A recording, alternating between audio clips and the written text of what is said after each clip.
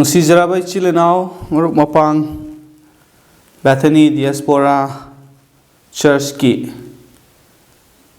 ichilinao mayambo ahanba maktada Jisu Krista gi mingda nolukna salam tawjari noina nangasi ekoi amuhanna ishor gi wahai taminabagi achaba matam fajakraba matam asibu pinabiba ishor mahakpu thagat minasi amuhanna thagat chage chilenau marup mapang singna pukning changna harau tayamna ishor gi wahai bu ekoi na laifam dagi asmaina hapta kudingi Bethany Diaspora Church ki oina semjaba video recording asibu harau na tabiba khuding makki mathakta ishor na hena thawai hakchang ani makki mapal naidraba bor adu pina bibo oisunu isilinaw sa ngasi ekhoi taminagadawriba ishor gi wahai asi 1 Peter chapter 1 gi verse 6 ekhoina masida ubase grieved by various trials haibani Manipuri da ekhoina yengba kanda makhal kayagi changyeng bada awaba khangba taba haibani aduna makhal kayagi awaba khangba asigi matangda ekhoi ishor gi wahaina karam haina ekhoi bu takpibage haibasi nahaktang oirabasu pukning changna taminasi aduga yengminnasi mioibagi punsida ekhoina khangi things we rejoice in ekhoina harauzaba makhal kayagi maram lai ekhoina yengba matamda happy occasions harau nungaibagi thodok leiba matamda ekhoi yamna harawi aduga ekhoi noi jagoi saminai aduga isai sakminai aduga loinana good success ekhoi gi punsida tawru bu khudingda mai pakpa matamda ekhoi ishor bu yamna thagatuna harauna ekhoi leiba ngami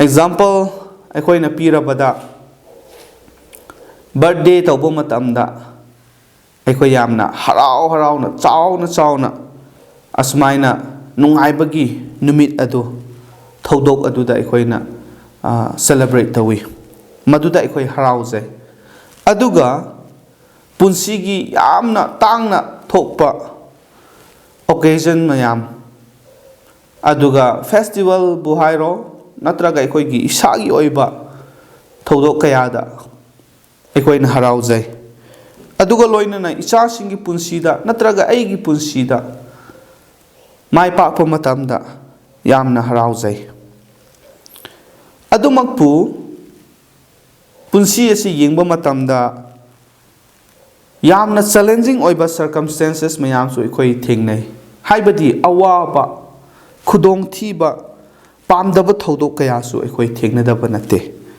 masida ekhoina yengba kanda Christian ekhoi gi punsida tribulation yamna awaba kham thengna waba ekhoina thengnai masi ekhoi gi thajabagi maramda ishor bu khangdaba singna otnai biba natraga awaba tahanbiba aduga Jisu gi tung inba ama oibagi maramna ekhoida awaba taba mayamsu laitaba nate as a church individual oina imungi oina ekhoi thengnajai aduga loinana personal suffering isagi oiba kanana su khangdaba aduga kanana su ubidaba adumaina awaba kaya su ekhoi gi punsi sida thengnai asumaina makhal kaya gi challenging circumstances singse punsida ekhoi experience dawi adumakpu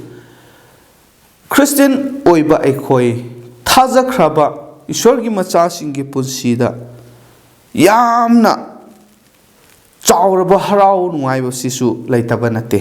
ꯑꯗꯨꯅ the great joy of true believers, ꯑꯁꯦꯡꯕ ꯊꯥꯖꯕ, ꯑꯆꯨꯝꯕ ꯊꯥꯖꯕꯁꯤꯡ ꯑꯩꯈꯣꯏꯒꯤꯗꯃꯛꯇ ꯌꯥꯝꯅ ꯆꯥꯎꯔꯕ ꯅꯨꯡꯉꯥꯏꯕꯒꯤ ꯃꯔꯝ ꯀꯌꯥꯁꯨ ꯂꯩꯇꯕ ꯅꯠꯇꯦ.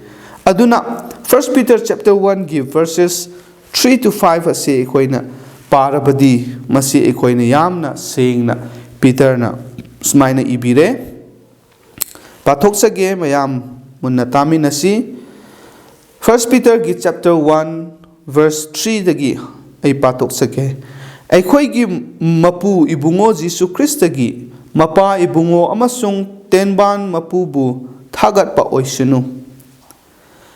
ꯃꯍꯥꯛꯀꯤ ꯊꯣꯏꯍꯦꯟꯕ ꯆꯥꯟꯕꯤꯕꯒꯤ ꯃꯇꯨꯡ ꯏꯟꯅ ꯖꯤꯁꯨ ꯈ꯭ꯔꯤꯁꯇꯕꯨ ꯑꯁꯤꯕꯁꯤꯡꯒꯤ ꯃꯔꯛꯇꯒꯤ ꯍꯤꯡꯒꯠꯍꯟꯕꯒꯤ ꯃꯄꯥꯟꯅ ꯑꯍꯤꯡꯕ ꯑꯁꯥ ꯑꯃꯗ ꯃꯍꯥꯛꯅ ꯑꯩꯈꯣꯏꯕꯨ ꯑꯃꯨꯛ ꯍꯟꯅ ꯄꯣꯛꯄꯤꯔꯦ. ꯑꯗꯨꯒ verse 4ꯗ ꯑꯃꯨꯛ ꯌꯦꯡꯁꯤ. ꯑꯗꯨꯒ ꯃꯥꯡꯕ ꯅꯥꯏꯔꯔꯣꯏꯗꯕ, ꯑꯃꯛꯄ ꯂꯩꯇ꯭ꯔꯕ ꯑꯃꯁꯨꯡ ꯄꯠꯊꯕ ꯂꯩꯇ꯭ꯔꯕ ꯐꯪꯐꯝ ꯊꯣꯛꯄ ꯑꯃ ꯑꯩꯈꯣꯏꯒꯤꯗꯃꯛ ꯊꯝꯕꯤꯔꯦ. ꯃꯁꯤꯒꯤ ꯐꯪꯐꯝ ꯊꯣꯛꯄ ꯑꯁꯤ ꯅꯈꯣꯏꯒꯤꯗꯃꯛ ꯁꯔꯒꯗ ꯊꯝꯕꯤ. verse 5 ꯑꯔꯣꯏꯕ ꯃꯇꯝꯗ ꯐꯣꯡꯗꯣꯛꯅꯕ ꯊꯧꯔꯥꯡ ꯇꯧꯔꯕ ꯑꯔꯥꯟ ꯈꯨꯕꯝ ꯑꯗꯨꯒꯤꯗꯃꯛ ꯅꯈꯣꯏꯒꯤ ꯊꯥꯖꯕꯒꯤ ꯃꯄꯥꯟꯅ ꯇꯦꯡꯕꯥꯡ ꯃꯄꯨꯒꯤ ꯄꯥꯡꯒꯜꯅ ꯅꯈꯣꯏꯕꯨ ꯉꯥꯛꯇꯨꯅ ꯊꯝꯕꯤ.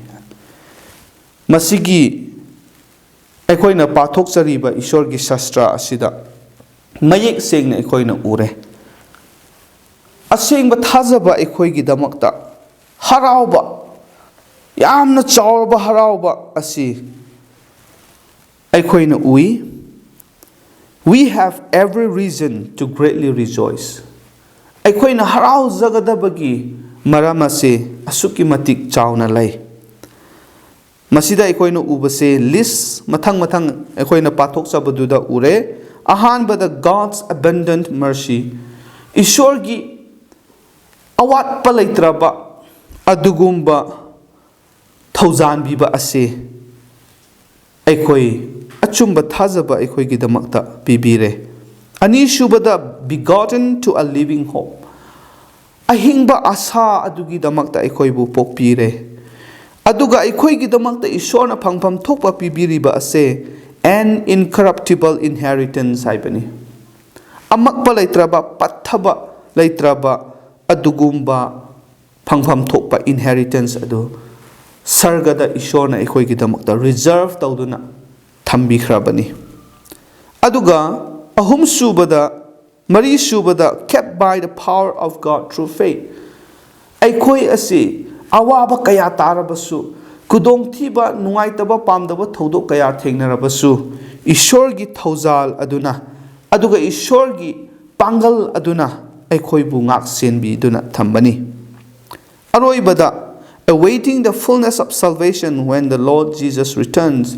ꯖꯤꯁꯨ ꯈ꯭ꯔꯤꯁꯇꯅ ꯇꯥꯏꯕꯪꯄꯥꯟꯗ ꯑꯃꯨꯛ ꯍꯟꯅ ꯂꯥꯛꯄ ꯃꯇꯝꯗ ꯑꯩꯈꯣꯏꯒꯤꯗꯃꯛꯇ ꯑꯩꯈꯣꯏꯒꯤ salvation, ꯑꯔꯥꯟ ꯈꯨꯕꯝ ꯑꯁꯤ ꯃꯄꯨꯡ ꯐꯥꯕ ꯑꯗꯨ ꯎꯠꯄꯤꯒꯅꯤ, ꯎꯍꯟꯕꯤꯒꯅꯤ. ꯃꯁꯤ ꯑꯩꯈꯣꯏꯒꯤꯗꯃꯛꯇ ꯍꯧꯖꯤꯛ ꯋꯥꯠꯇꯨꯅ ꯂꯩꯔꯤꯕ, ꯉꯥꯏꯗꯨꯅ ꯂꯩꯔꯤꯕ ꯑꯗꯨꯅꯤ. ꯏꯆꯤꯜ ꯏꯅꯥꯎꯁꯤꯡ, ꯑꯗꯨꯅ ꯑꯩꯈꯣꯏꯒꯤꯗꯃꯛꯇ ꯌꯥꯝꯅ ꯏꯁꯣꯔꯕꯨ ꯊꯥꯒꯠꯅꯤꯡꯉꯥꯏ ꯃꯔꯝ ꯂꯩ. ꯑꯗꯨꯒ ꯍꯔꯥꯎ ꯅꯨꯡꯉꯥꯏꯅ ꯂꯩꯕꯒꯤ ꯃꯔꯝꯁꯤ ꯆꯥꯎꯅ ꯑꯩꯈꯣꯏꯕꯨ ꯇꯥꯛꯄꯤꯔꯦ. ꯑꯗꯨꯒ ꯂꯣꯏꯅꯅ the reality of grief, ꯃꯤꯑꯣꯏꯕꯒꯤ ꯄꯨꯟꯁꯤꯗ grief, ꯑꯋꯥ ꯇꯦꯡꯊꯥꯕ ꯍꯥꯏꯕꯁꯤ ꯑꯩꯈꯣꯏ ꯇꯁꯦꯡꯅꯃꯛ ꯄ꯭ꯔꯤꯊꯤꯕꯤ ꯇꯥꯏꯕꯪꯄꯥꯟꯒꯤ ꯄꯨꯟꯁꯤ ꯑꯁꯤꯗ ꯂꯩꯕꯅꯤ. In this you greatly rejoice, verse 6 ꯑꯗꯨꯗ, though now for a little while, if need be, you have been grieved by various trials hꯥꯏꯕꯅꯤ. matam kharagi oina nakoina makhal kayagi chang yengbada awaba khangba tarabasu nakoina masigidamak harauzau haibani matam kharagidamak ta aikoi awaba tarabasu madu aikoi khangadabani haibani aikoi khangadabani aduga madugi awaba tarabam matamdasu ngasai hairiba ishorna aikoigidamakta tawbiriba aduga aikoina haraujagadabi maramsing pathokhiba pankhiba adugi maram aduna aikoi harauduna laigadabani haibani. We are human beings. Aikoi mioibani masi aikoina loina khangi aduna mioiba haibasi emotions laibani aikoi ki pukning wakhal asida loina mak asi emotions laiba ngaktani. We will experience both joy and grief. Punsida harau nungaiba amadi tengthaba kayasu aikoi thengnagani experience tawgani animak ase thengnagani aduga various trials tongan ba awaba kayasu aikoi thengnagani. Example the persecution Kristagi tung inbasing aikoi gi punsida makhal kayagi natraga tongan ba moongda aikoi gi punsida persecution ot nei biba awaba ase aikoi thengnagani aduga disperse huji aikoi thengnariba asini aikoigi khunda aikoigi yumda aikoigi hana lairamba church aduda singlup ki mi singa ishor bu khuruminaba huji aikoi phangde thengnariba awaba mayam asina maram oiraga aikoi se disperse chaithok tuna mafam tongan aikoi se laihalle aduga personal loss of home or loved ones aikoi ni yamna pamjana yamna nungaina leiramba yum kai loinamak thanamduna aduga madubu manglaga amadi aikhoigi nungsijraba ichilinau imungi natraga aigi marup mapangsing loved ones singasu aikoi kainaba aduga even masigi marak asida asiba asina aikhoigi punsida laktuna aikoi bu kaina hanba lapthokna hanba mayam asisu aikoi thengnai loinana personal suffering masai pankhiba adugumna aikoi gi punsida kanana su khangdaba kanana su ubidaba aigi isa khaktangi oiba nungda awaba kaya thengnaduna aikoi yamna wana pukning sona chokthaduna aikoi leibasu kongoi ama oigani mayam ama leiramgani masi aikoi gi punsida thengnabani aduna being grief tengthaba awaba taba matamda nungaitaba thodok kaya thengnaba matamda nungsiba marup mapangsing imungi mi singa ichilinau singa imai pa singa kainaba matamda natraga aigi yamna nungaina leijaramba aigi yum aigi yamna nungsijaba kairoi leikai mayam abu madu thamlaga ekoina leiba matamda aigi leijaba khuding ma adu manghraba matamda ekoi soidanmak mioiba ama oina ekoi grief tengthagani pukning sokani adumakpu masida aikoina khangbadi it is normal mioibugi punsida masi normal ni kanasu aigi asigumba thodok ase thokpa matamda asigumba awaba si taba matamda ai karisu pukning sokte ai tengthade haigadaba pak lairoi yamna wana thokani aduna masi ekoina thengnai ngasai ekoina pankibugumna masigi experiencing sida kari yaubano haiba kanda loss of joy asigi situation sida condition sida ekoi leiba matamda ekoina experience tawbase loss of joy ekoina hana nuaina harauna leijaramba do mangkhiba yai aduga sad feelings yamna nuaitaba wakhal aduda ekoi taba yai aduga despair asmaina ekoi se yamna nuaitaba yamna pukning sokpa chamamnaba kayasu leigani aduga fear about the future hojikti aina leijaramba aigi asa aina semlamba asa kaya sagatjaramba asa mayam adu hojikti loina mangkhare tungda kari oirakani future asida kari thokani natraga ai karmaina hingani karmaina chakani kadaida leigani haina ekoi se yamna pukning sokna wana leibasu soitana yawramgani adumakpu masida aikhoigi damakta leiriba challenge se karino for a little while haibani matam kharagi haibani matam khara asumaina aikoi awaba kaya tarabasu ningsinggadabadi grief need not become a permanent thing. Aikoi na ngasi tingthariba nungaitriba pokning thawai soktuna leibase masi permanent oihalloigadabani haibani. Maramdi ngasi aikoi kaplabasu ngasi tingtharabasu ngasi thamoi kairabasu madu permanent oina laigadaba nate. Aduga madugi awabadu thamoida laihallaga omchangna laibagi mathau tade haibani. Maramdi grief may be there for a while, matam khara madu laiba yai, but it does not have a last for if it does not have to be, but it does not have to last forever haibani. Madu kuina sangna mang dabida laigadaba nate haibani. Aduna if need be sometimes karigumma masi ishorna yabiraga aikoi gi punsida thengnagadabase ishorna tamlamlabo oirabadi sometimes matam kharagi damakta aikoi accept tawgadabani. Maramdi the Lord has lesson for us to learn. Maduda ishorna prabhuna aikoi da tamhanningba khanghaningba khara laibani haibasi aikoi ningsingsi. Masigi ishorna prabhuna aikoi bu khanghaningba takpiningba tamhaningba lessons sing ase precious oiba lessons sing ni. Masigi lesson ase aikoi ne grief awaba taba matamda thamoi kaiba matamda puning soktuna leiba matam asida aikoi ishorna tamjahaningba khanghaningba lessons sing aduni. Aduna masi yamna precious oiba yamna mamal tangba lessons sing ngaktani. Aikoi na awaba taba matamda thamoi kaiba matamda lessons khara aikoi na tamjaba yabase kari kari no haiba kanda the afflictions of the psalmist na ikhiba laisol isai asida aikoi na yengba tarabadi psalmist na kari kari awaba thengnabage haibase ugani. Psalm number 119 65 to 72 ase aikoi na yenglabadi yamna clear oina psalmist na thengnariba awaba maduga aduda mahakna tamjaba lesson sing asigi maramda aikoina ingan ngan uba phangani.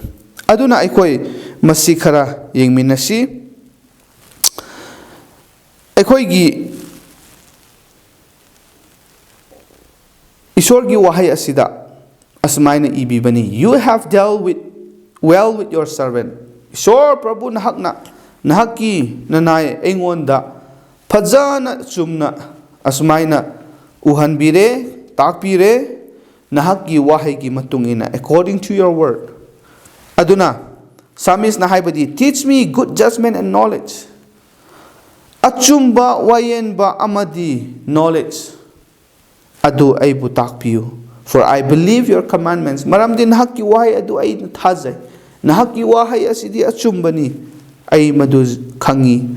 Before I was afflicted ay awaba mayama se thengnadringaida I went astray. Aina ishor na haki na phamdagi yamna lapna chathoklami nahakpu aina tung onsanduna leirami but now I keep your word. Adubu hujikti nahaki wahai na aibu takpi khare tambi khare khanghanbi khare aduga nahaki wayenba adu uhanbi khare aduna aina tamjagadaba lesson adu tamduna nahaki wahaido hujikti ai ilaga chatkhre haibani. Psalmist ki punsida matam khara ishor gi wahai asigi wangmada mayokta mahakna chatlamba tawramba leiramgani. Aduna ishor gi wahai asigi matung inna judgment asi ishor na mahaki mathakta piba matamda hujikti mahak ase awabak tahanba matamdadi mahaki maran ase khangjaduna ujaduna ishor ngonda ma changjaduna hujikti ishor gi wahai ase injare haibani. Verse 68 you are good and do good. Ishor na hakti pai aduga aphabadu tawi. Teach me your statutes maram aduna na hakki wahai adu aibu takpiu. The proud have forged a lie against me. Yamna chauthokchaba pongduna leiba mising aduna aigi mayokta lay, but I will keep your precepts with my whole heart. Adumak po nahaki wahay adu aigi thamoy pumbada nahaki wahay adu ay na thamjagani injagani haibani. Verse 70, that their heart is as fat as grease, but I delight in your word. Makoygi thamoy adu adukki matik thaduna leire adumak po ay di nahaki wahay aduda haraw na injagani maduda ay laygani haibani. Aduga verse 71, that it is good for me that I have been afflicted. Ay na awaba takiba ase natraga aingonda asigumba awaba isor na hakna tahan biba ase ay gidamakta di yamna phay haibani. That I may learn your statutes. Maduna maram oiraga ay na nahaki wahay adu tamzare. The law of your mouth is better to me. Nahaki wahay nangi chinmandagi tholak iba nahaki wahay adu ay gidamakta henna phay. Karidagi henna phabano haiba kanda then thousands of coins of gold and silver. Yam laba sana lupa adudagi henna su phay haibani. Psalm number 119 verses 65 to 72 ase aikoi na yengba kanda samis ki punsi dasu awaba kaya thengnarami aduga asumaina ishorna mahakpu awaba kaya magi punsi da tahan biduna maduna maram oiraga ma pukning hongduna ishorgi aningba ishorgi apamba ishorgi wahaigi matugina ai hingba chatbase henna phai maramdi maduna lamdraga di ai ishorgi manaktagi lapna chatlam khragani ishor bu kauthoklam khragani natraga ai aranba punsi aduda aranba lambi duda chatlam gani adubu ishorgi wahaina ai bu takpire ishorgi nungsiba aduna aigi punsida awaba thokhanba asina maram oiraga ai ishorgi wahaida ai amuk hanna mai onsillaga laibase aigi damakta yamna phai haibani. Aduna ichile nausing aikoi gi damakta su problem sing ase thengnaba matamda awaba mayam ase thengnaba matamda punsida kudong thiba nuaitaba thodok kaya aikoi thengnaba matamda natraga aikoi tengthaba thamoi kaiba kaya ase leiba matamda aikoida aikoi gi punsida su ishorna khanghaningba tamjahaningba takpiningba lessons kaya lei haibani. Aduna the problem of going astray is dealt with. Masida aikoi ki punsida su check tawgadabani. Aigi punsida ishor ki pamdaba lambi da chatkhiba yaurabra. Aina tawbasida aina khandiba wakhan asida chumdaba ishorna pamdaba ishor gi wahai asigi mayokta aina tawba chatpa yaurabra haibase aikoi khangadabani masi karigino haipakanda ishor gi wahai asina takpibani. Various trials punsida sufferings difficulties aduga problem mayam ase thengnabase ishorna aikhoibu chumthokpiningba afaba achumba takpiningba oirambasu yai haibase aikoi ningsinggadabani. Aduga delight in the law of God maram aduna ishor gi wahai asida aikoi delight oiba harauzaba yamna pamjana ishor gi wahai ase paba inba tauba haibase yamna darkar oi. Aroibada deep learning with God as the teacher. Ishor ase aigi ozani aigi takpi tambiba aigi guruni haibase khallaga ishorna takpiba ishorna khanghaningba khudingma adu aikoi khangnanaba tamba ngamnanaba aikoi hotnagadabani. Masina aikoi gi damakta yai phaba oigani aikoi gi punsida achumba lambida chatnabagi adugumba afaba lambi adu oigani. Aduna maram oiraga ichilinausa ngasi aikoi awaba tariba ase masina maram oiraga aikoi kappa tengthaba thamoi kaiba kayasu leiramgani. Adumakpu ishorgi macha oiriba aikoi di laibak phabani ishorna aikhoibu nungsibibani. There are so many reasons aikhoina haraujagadabi maram se asukki matik yamna lai. Ishorna aikhoibu nungsibibani aikhoina karigumba chumdaba ꯐꯠꯇꯕ ꯏꯁꯣꯔꯒꯤ ꯑꯅꯤꯡꯕ ꯅꯠꯇꯕ ꯂꯝꯕꯤꯗ ꯏꯁꯣꯔꯒꯤ ꯋꯥꯍꯩ ꯑꯁꯤꯒꯤ ꯃꯥꯌꯣꯛꯇ ꯑꯩꯈꯣꯏꯅ ꯈꯣꯡ ꯊꯥꯡꯂꯝꯕ ꯅꯠꯇ꯭ꯔꯒ ꯆꯠꯂꯝꯕ ꯈꯜꯂꯝꯕ ꯀꯌꯥ ꯂꯩꯔꯕꯁꯨ ꯃꯗꯨ ꯆꯨꯝꯊꯣꯛꯄꯤꯅꯅꯕꯒꯤꯗꯃꯛꯇ ꯑꯆꯨꯝꯕ ꯊꯤꯔꯛꯅꯅꯕꯒꯤꯗꯃꯛꯇ ꯏꯁꯣꯔꯒꯤ ꯋꯥꯍꯩꯗ ꯑꯩꯈꯣꯏ ꯃꯥꯏ ꯑꯣꯟꯁꯤꯜꯂꯛꯅꯅꯕ ꯏꯁꯣꯔꯒꯤ ꯋꯥꯍꯩ ꯑꯗꯨꯕꯨ ꯏꯟꯅ ꯑꯩꯈꯣꯏ ꯆꯠꯄ ꯌꯥꯅꯅꯕꯒꯤꯗꯃꯛꯇꯁꯨ ꯁꯤꯒꯨꯝꯕ ꯊꯧꯗꯣꯛꯁꯤꯡ ꯑꯁꯤ ꯑꯩꯈꯣꯏ ꯊꯦꯡꯅꯕꯅꯤ ꯑꯩꯈꯣꯏꯒꯤ ꯄꯨꯟꯁꯤꯗꯁꯨ ꯊꯣꯛꯄꯅꯤ ꯑꯗꯨꯅ ꯃꯁꯤ ꯑꯩꯈꯣꯏꯗꯤ ꯌꯥꯝꯅ ꯍꯔꯥꯎꯖꯒꯗꯕꯅꯤ ꯑꯩꯈꯣꯏꯕꯨ ꯇꯥꯛꯄꯤꯕ ꯑꯩꯈꯣꯏꯕు ꯆꯨꯝꯗꯕꯕꯨ ꯆꯨꯝꯊꯣꯛꯄꯤꯕ ꯉꯝꯕ ꯏꯁꯣꯔ ꯃꯍꯥꯛꯄꯨ ꯑꯩꯈꯣꯏꯒꯤ ꯑꯣꯖꯥ ꯑꯣꯏꯅ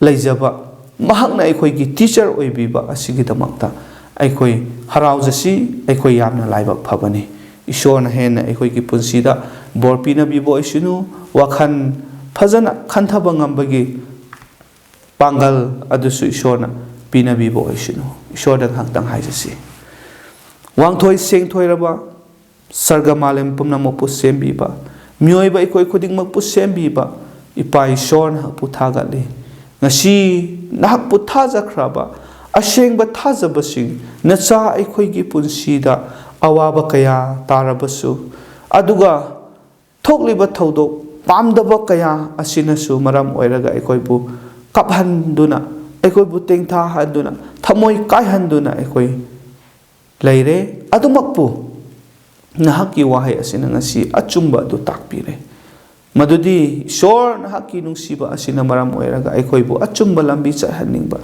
ꯅꯍꯥꯛꯀꯤ ꯋꯥꯍꯩ ꯑꯁꯤꯒꯤ ꯃꯇꯨꯡ ꯏꯟꯅ ꯑꯩꯈꯣꯏꯕꯨ ꯍꯤꯡꯍꯟꯅꯤꯡꯕ ꯑꯁꯤꯅ ꯃꯔꯝ ꯑꯣꯏꯔꯒ ꯑꯩꯈꯣꯏꯒꯤ ꯄꯨꯟꯁꯤꯗ ꯑꯋꯥꯕ ꯇꯥꯕꯁꯨ ꯌꯥꯏ ꯍꯥꯏꯕꯁꯤ ꯅꯍꯥꯛꯅ ꯈꯪꯍꯟꯕꯤꯔꯦ ꯑꯗꯨꯅ ꯑꯩꯈꯣꯏꯒꯤ ꯄꯨꯟꯁꯤꯗ ꯀꯔꯤꯒꯨꯝꯕ ꯑꯩꯈꯣꯏꯒꯤ ꯈꯣꯡꯊꯥꯡꯗ ꯑꯁꯣꯏꯕ ꯑꯩꯈꯣꯏꯒꯤ ꯋꯥꯈꯜꯗ ꯑꯩꯈꯣꯏꯒꯤ ꯊꯕꯛꯇ ꯏꯁꯣꯔꯅꯀꯤ ꯑꯅꯤꯡꯕ ꯅꯠꯇꯕ ꯀꯌꯥ ꯂꯩꯔꯝꯂꯕꯁꯨ ꯑꯩꯈꯣꯏꯅ ꯊꯦꯡꯅꯔꯤꯕ ꯑꯋꯥꯕ ꯑꯁꯤꯒꯤ ꯃꯅꯨꯡ ꯑꯁꯤꯗ ꯏꯁꯣꯔ ꯑꯩꯈꯣꯏꯕꯨ ꯆꯨꯝꯊꯣꯛꯄꯤꯌꯨ ꯑꯗꯨꯒ ꯑꯩꯈꯣꯏꯕꯨ ꯑꯆꯨꯝꯕ ꯑꯁꯦꯡꯕ ꯑꯐꯕ ꯑꯗꯨ ꯅꯍꯥꯛꯅ ꯈꯪꯍꯟꯕꯤꯌꯨ ꯂꯣꯏꯅꯅ ꯏꯄꯥ ꯏꯁꯣꯔ ꯑꯩꯈꯣꯏꯒꯤ ꯄꯨꯟꯁꯤꯗ ꯅꯍꯥꯛꯀꯤ ꯋꯥꯍꯩ ꯑꯁꯤꯅ ꯑꯩꯈꯣꯏꯒꯤꯗꯃꯛꯇ ꯈ꯭ꯋꯥꯏꯗꯒꯤ ꯐꯔꯦ ꯁꯅꯥ ꯂꯨꯄꯥꯗꯒꯤ ꯍꯦꯟꯅ ꯏꯁꯣꯔ ꯅꯍꯥꯛꯀꯤ ꯋꯥꯍꯩ ꯑꯁꯤ ꯑꯩꯈꯣꯏ ꯄꯥꯝꯖꯗꯨꯅ ꯃꯁꯤꯒꯤ ꯃꯇꯨꯡ ꯏꯟꯅ ꯑꯩꯈꯣꯏ ꯍꯤꯡꯕꯁꯤꯅ ꯈ꯭ꯋꯥꯏꯗꯒꯤ ꯑꯩꯈꯣꯏꯒꯤ ꯇꯣꯡꯖꯕꯅꯤ ꯍꯥꯏꯕꯒꯤ ꯋꯥꯈꯜ ꯑꯁꯤ ꯑꯩꯈꯣই ꯂꯩꯕ ꯉꯝꯅꯅꯕ ꯅꯍꯥꯛꯅ ꯑꯩꯈꯣꯏꯕꯨ ꯍꯦꯟꯅ ꯍꯦꯟꯅ ꯋꯥ ꯉꯥꯡꯕꯤꯌꯨ ꯁꯣꯛꯄꯤꯌꯨ ꯊꯥꯒꯠꯆꯔꯤ ꯏꯄꯥ ꯏꯁꯣꯔ ꯅꯍꯥꯛꯀꯤ ꯋꯥꯍꯩꯕꯨ ꯑꯩꯈꯣꯏꯕꯨ ꯇꯥꯍꯟꯕꯤꯕ ꯑꯗꯨꯒ ꯃꯁꯤꯒꯤ ꯇꯥꯕ ꯌꯥꯅꯅꯕꯒꯤꯗꯃꯛꯇ ꯑꯆꯥꯕ ꯃꯇꯝꯁꯨ ꯅꯍꯥꯛꯅ ꯄꯤꯅꯕꯤꯕ ꯈꯨꯗꯤꯡꯃꯛ ꯑꯁꯤꯒꯤꯗꯃꯛꯇ ꯅꯍꯥꯛꯄꯨ ꯊꯥꯒꯠꯆꯔꯤ ꯑꯩꯈꯣꯏꯒꯤ ꯂꯩꯐꯝ ꯈꯨꯗꯤꯡꯃꯛꯇ ꯅꯍꯥꯛꯀꯤ ꯊꯋꯥꯏ ꯑꯗꯨꯅ ꯂꯣꯏꯅꯕꯤꯌꯨ ꯑꯊꯦꯝꯕ ꯀꯌా ꯂꯥꯛꯀꯗꯕ ꯈꯨꯗꯤꯡꯃꯛꯇꯒꯤ ꯑꯩꯈꯣꯏꯕꯨ ꯉꯥꯛꯊꯣꯛꯄꯤꯌꯨ ꯍꯦꯟꯅ ꯍꯦꯟꯅ ꯑꯩꯈꯣꯏꯒꯤ ꯊꯥꯖꯕꯗ ꯆꯦꯠꯈꯠꯍꯟꯕꯤꯌꯨ ꯀꯟꯈꯠꯍꯟꯕꯤꯌꯨ ꯍꯥꯏꯗꯨꯅ ꯊꯥꯒꯠꯆꯕꯒ ꯂꯣꯏꯅꯅ ꯄꯥꯞꯇꯒꯤ ꯍꯟꯗꯣꯛꯄꯤꯕ ꯑꯃꯠꯇ ꯉꯥꯏꯔꯕ ꯀꯟꯕꯤꯕ ꯃꯄꯨ ꯄ꯭ꯔꯚꯨ ꯖꯤꯁꯨ ꯈ꯭ꯔꯤꯁꯇꯒꯤ ꯃꯤꯡꯗ ꯅꯤꯖꯔꯤ ꯑꯥꯃꯦꯟ ꯊꯥꯒꯠꯆꯔꯤ ꯏꯁꯣꯔꯅ ꯍꯦꯟꯅ ꯕꯣꯔ ꯄꯤꯅꯕꯤꯕ ꯑꯣꯏꯁꯅꯨ